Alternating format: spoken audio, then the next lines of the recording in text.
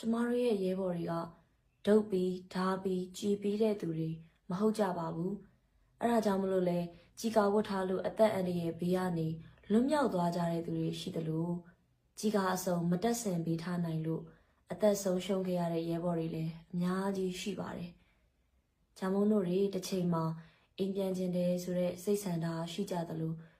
သူတို့တွေစီမှာလည်းမိသားစုထမင်းဝိုင်းစီပြန်ရောက်ချင်တဲ့အိမ်မက်တွေရှိကြပါတယ်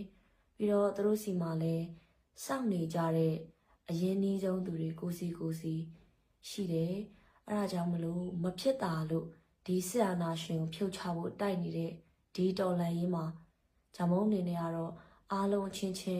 နိုင်ရနေပံ့ပိုးရင်းနဲ့ပဲအတူတူရှေ့ဆက်သွားကြစေချင်ပါတယ်ဒါကြောင့်မလို့အခုလက်ရှိမှာဆိုရင်လည်းမြို့ပြစစ်စင်ရေးတွေဆင်နွှဲဖို့အတွက်စစ်တောင်းမြစ်ကိုကျော်ပြီးတော့ပဲခူးတိုင်းထဲထိအခြေချထားနိုင်ပြီဖြစ်တဲ့ Royal Peacock တော်ဝင်တောင်းတပ်ရင်းကလုပ်နေတဲ့စစ်ရေးအရှိန်မြင့်တင်ဖို့ကြီးကာအစုံတက်ဆင်ဆိုတဲ့ဒီကမ်ပိန်းမှာပါဝင်ပေးဖို့အတွက်